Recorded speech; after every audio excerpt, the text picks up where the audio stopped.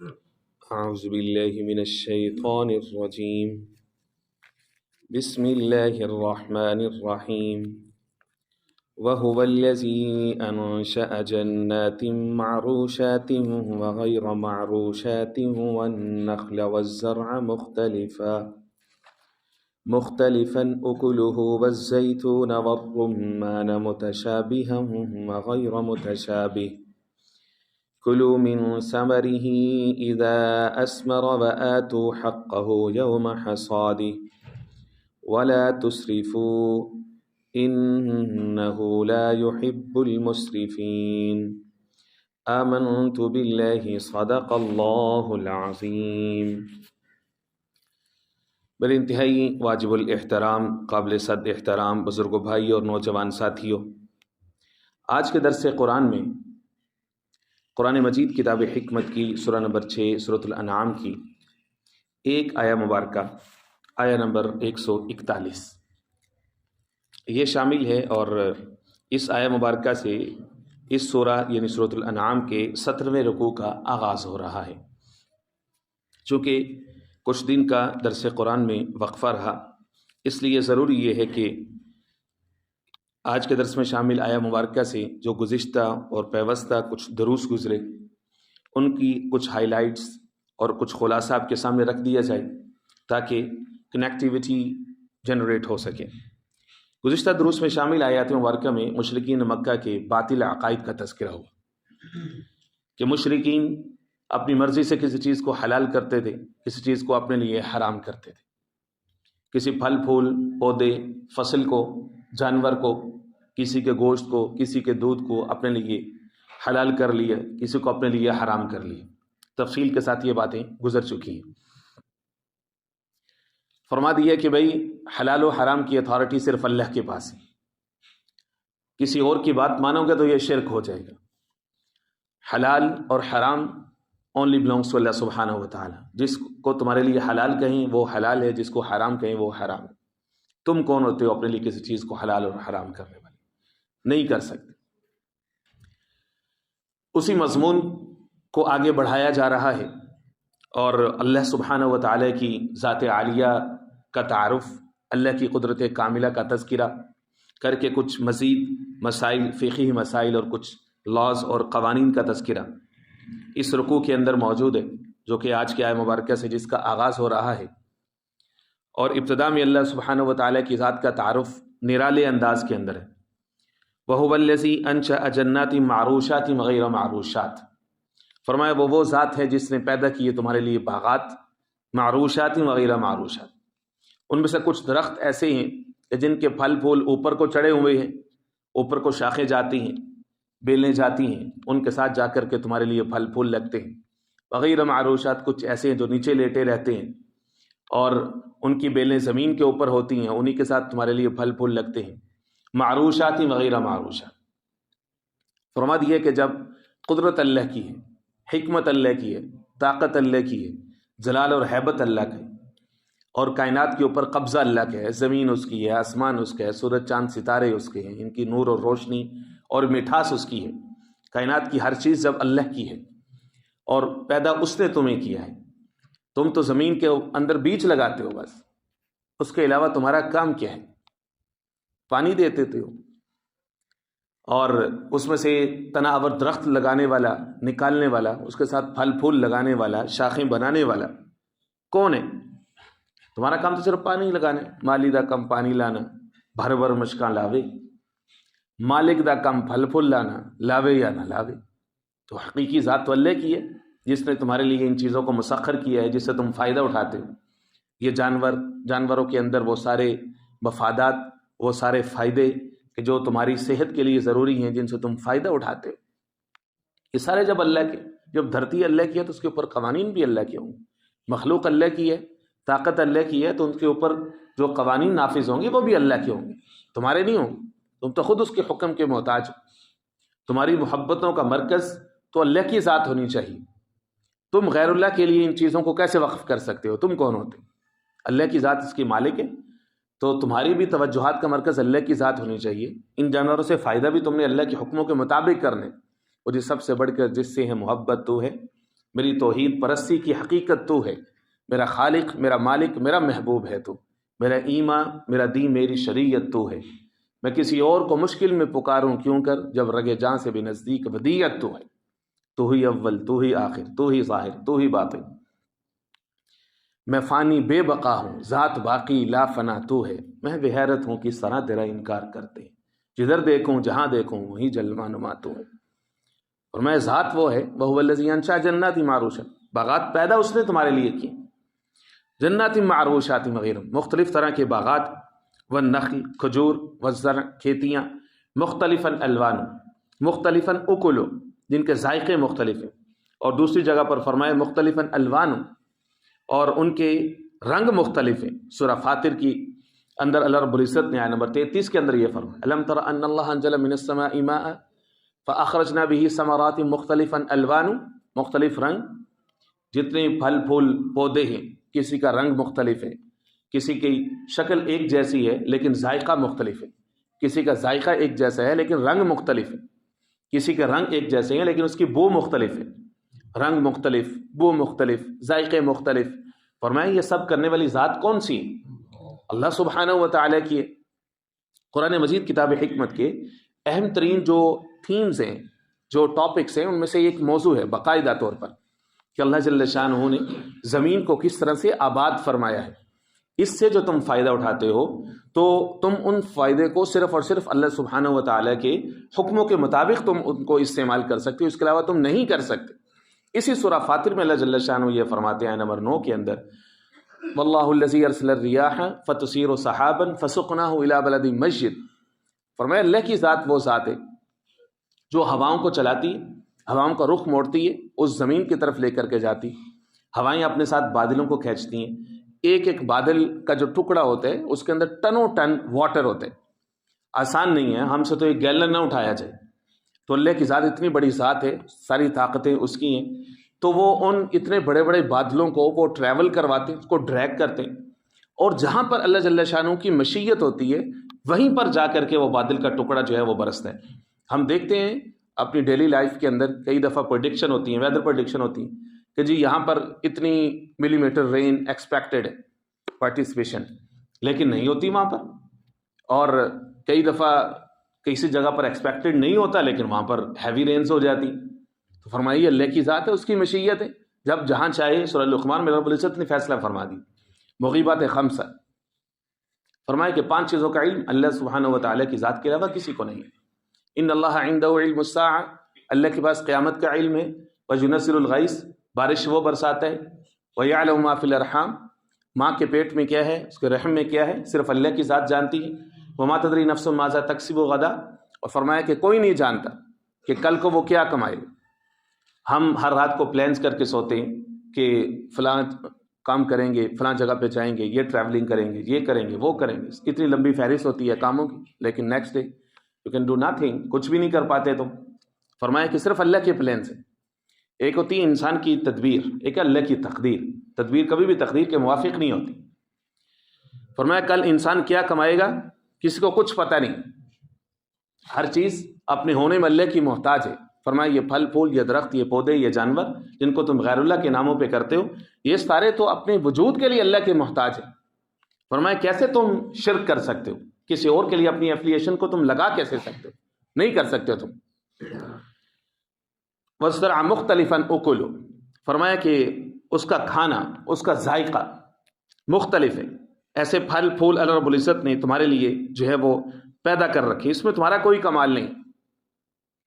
والزیتون، اور زیتون، والرمان، اور فرمایا کہ رمان، متشابہ وغیر متشابہ، ان میں سے کچھ درخت ایسے ہیں انار کہ فرمایا متشابہ، کچھ آپس میں ایک دوسرے کے متشابہ ہیں، متشابہ رنگ میں ہو سکتے ہیں، بو میں ہو سکتے ہیں، ذائقے میں ہو سکتے ہیں، وغیر متشابہ، اور بعض آپس میں ایک دوسرے کے متشابہ نہیں ہیں، یعنی بعض دفعہ رنگ ایک سا ہوتا ہے لیکن اس کا ذائقہ مختلف ہوتا ہے، بعض دفعہ ذائقہ ایک سا ہوتا ہے، رنگ مختلف ہوتے ہیں، بعض دفعہ ذائقہ اور رنگ ایک جیسے ہوتے ہیں، بو مختلف ہوتی ہے، بعض دفعہ بو ایک جیسی ہوتی ہے، رنگ اور ذائقہ مختلف ہوتے ہیں۔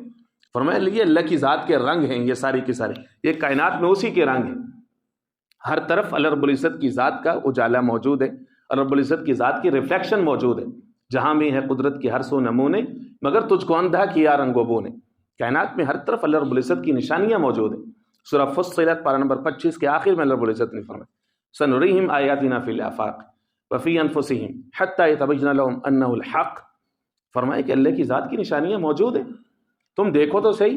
تم نے کیا سمجھا کہ صرف ظاہری آنکھ کافی ہے، تمہیں اس سے ساری چیزیں نظر آ جائیں گی؟ فإنها لا تعمى الأبصار ولكن تعمى القلوب التي في الصدور۔ فرمایا ظاہری آنکھیں نہیں چاہیے، تمہارے اندر جو دھڑکنے والے دل ہیں یہ اندھے ہو چکے۔ اللہ کی نشانیاں موجود ہیں، سنريهم آیاتنا فی الآفاق، کائنات میں، یونیورس میں۔ فرمایا وائی ڈونٹ یو ٹریول، کیوں تم سیر کیوں نہیں کرتے؟ سورہ روم میں فرمایا اولم یسیروا فی الارض، جا کر کے دیکھو اللہ کی قدرت کی نشانی۔ الم یروا کم اہلکنا من قبل من قرن مکننا، کتنی قومیں تھی تم سے پہلے جن کو اللہ نے تباہ و برباد کر دیا، ہلاک کر دیا۔ جہاں میں عبرت کی ہر سو نمونے، اللہ کی قدرت کی نشانیاں موجود ہیں۔ فرمایا جاؤ، جا کر کے دیکھو۔ کلوا من ثمرہ اذا اثمر وآتوا حقہ یوم حصاد۔ اب ہیں شریعہ لاز، اللہ رب العزت کی قدرت کی جب نشانیاں، وہ ہیبت دل میں بٹھانے کے بعد اب اللہ کی طرف سے کچھ قوانین کا اعلان ہے کہ فرمایا کہ ڈسپلن کیا ہے، اب ان چیزوں سے تم نے فائدہ کیسے اٹھانا ہے۔ کلوا من ثمرہ اذا اثمر، نمبر 1 تم اس کے پھلوں میں سے کھاؤ، اذا اثمر جب اس کے اوپر پھل لگ جائے۔ مفسرین فقہاء اکرام نے یہاں سے یہ مسئلہ نکالا ہے کہ بھئی کچے پھلوں کو توڑنے کی اجازت نہیں ہے، منع ہے۔ جب پھل پک جائیں تو اس کے بعد پھر ان کو توڑنا چاہیے، کچے پھلوں کو مت توڑو۔ اذا اثمر جب پھل لگ جائیں، کیا مطلب کہ جب وہ پھل پک جائیں، کھانے کے قابل ہو جائیں۔ وآتوا حقہ یوم حصادی، اور تم اس کا حق ادا کرو یوم حصادی، اس کے کٹنے کے دن، جس دن تم اس کو کاٹو گے اس دن تم اس کا حق ادا کرو گے۔ فقہاء اکرام رحم اللہ نے یہاں سے عشر کے مسائل کو اخذ کیے۔ عشر کہتے ہیں زمین کی زکوٰۃ کو، عشر کا جو لفظ ہے یہ عشر سے نکلا ہے، عشر کہتے ہیں 10 کو۔ اردو کے اندر عام طور پر یہ اصطلاح استعمال ہوتی ہے، فلاں یہ تو اس کا عشر عشیر بھی نہیں ہے، یعنی اس کا 10واں حصہ بھی نہیں ہے۔ تو عشر ایک چھوٹی سی مقدار اللہ رب العزت نے مقرر کر کے رکھی ہے۔ حقیقت میں جب ساری چیزیں اللہ کی ہیں، انسان نے کچھ کیا نہیں ہے، اس کے اندر یہ طاقت نہیں ہے کہ ایک بیج کو وہ تناور درخت بنا سکے، اس کے اوپر پھل پھول لگا سکے، اس کے اندر ذائقے بھر سکے۔ انسان کیا کرتے ہیں، بیج لگاتے اور پھر اس کو پانی لگاتے۔ اب وہ صرف اور صرف اللہ رب العزت کے حکم کا محتاج ہے، اللہ سے امید لگا کر کے بیٹھے کہ اللہ کی ذات اس کو زمین سے باہر نکالے گی، یہ تناور درخت بنے گا، اس کے بعد پھل پھول لگیں گے، کھیتیاں لگیں گی، میرے سارے خرچے پورے ہوں گے، میرا مہینے بھر کا سال بھر کا خرچہ چلے گا، میری ضروریات پوری ہوں گی اور انسانیت اس سے فائدہ اٹھائے گی۔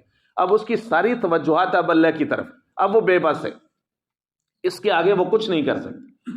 تو عقل کا تقاضا تو یہ تھا کہ ساری چیزیں ہوتی اللہ کے لیے، انسان مطلقاً ہی جب اس کا محتاج ہے، اور اللہ کی ذات غنی ذات ہے، قادر وہ ذات ہے، مقتدر وہ ذات ہے، غنی وہ ہے، مغنی وہ ہے، جب یہ سارا کچھ اس کا ہے تو انسان کو کچھ ملتا ہی نہ، سوائے اس کے کہ اس کو 2 وقت کی روٹی مل جاتی، بس ٹھیک ہے۔ یہ ساری فصلیں، یہ ساری کھیتیاں، یہ سارے پھل، یہ سارے پھول، سارا کچھ کاٹا ہے، اللہ کہتا ہے یہ سارے اٹھاؤ، اس کو کاٹو اور جاؤ فلاں جگہ پہ چھوڑ کر کے آؤ، تمہارا کچھ بھی نہیں، تم نے کیا کیا؟ ایک بیج لگایا تھا نا، پانی لگایا تھا نا، پانی بھی ہم نے برسایا تھا زمین سے، آسمان سے، جاؤ تمہارے لیے کچھ بھی نہیں۔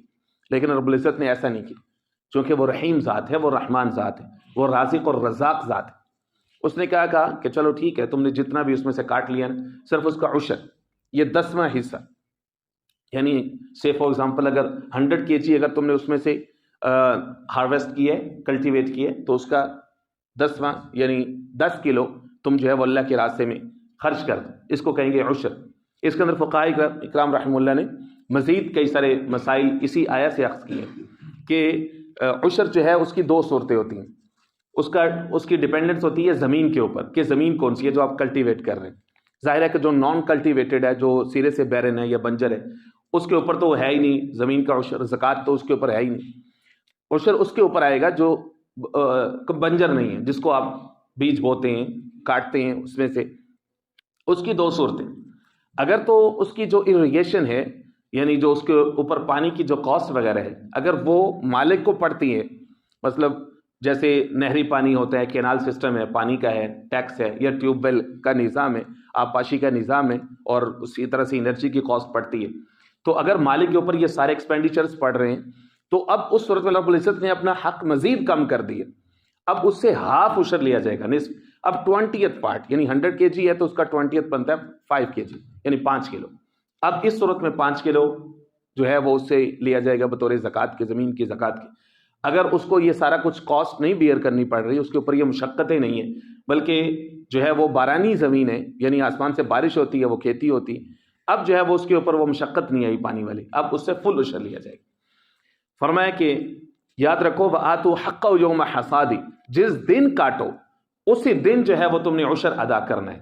یہ دوسرا جو زکوٰۃ ہوتی ہے جس میں سال کی شرط ہے، حولان حول کی شرط ہے، زمین کے اندر حولان حول کی شرط نہیں ہے، یاد رکھیے۔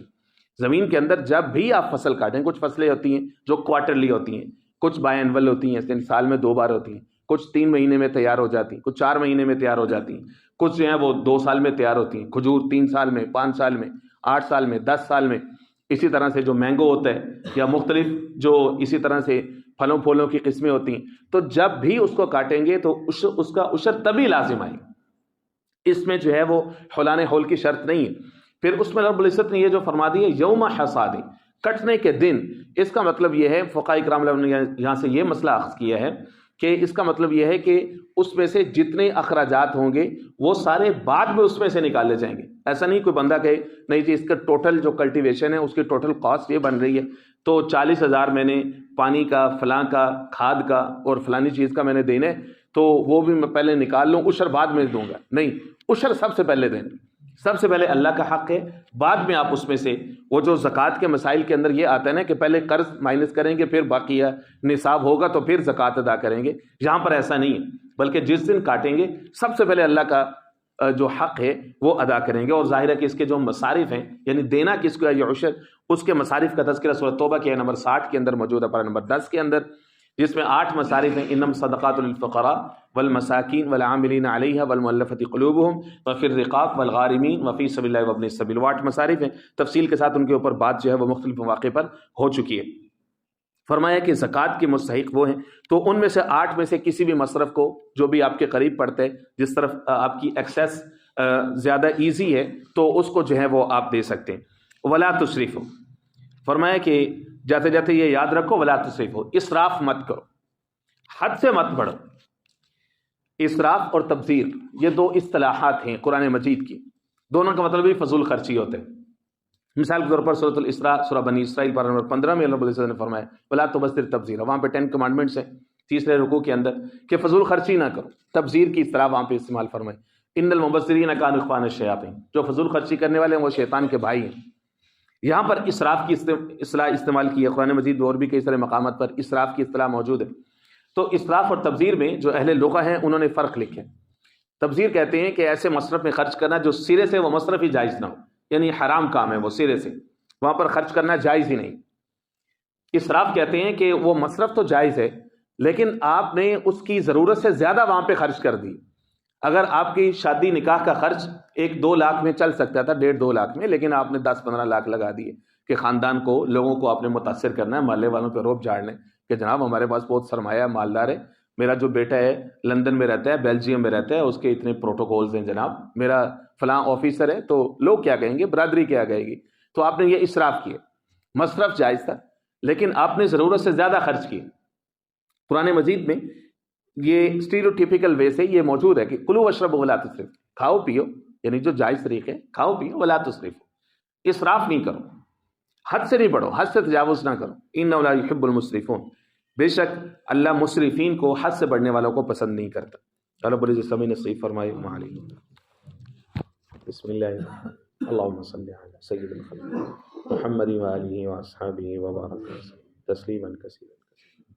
اللهم نور قلوبنا بالقرآن وزين أخلاقنا بالقرآن وأدخلنا الجنة بالقرآن ونجنا من النار بالقرآن يا رحيم يا رحمن يا رحيم يا رحمن۔ اللهم اشف مرضانا ومرضى المسلمين، اللهم اشف مرضانا ومرضى المسلمين، اللهم إنا نسألك الهدى والتقى والعفاف والغنى والعفاف والغنى والعفاف والغنى۔ صلی اللہ تعالی علی خیر خلقہ محمد و آلہ وصحبہ۔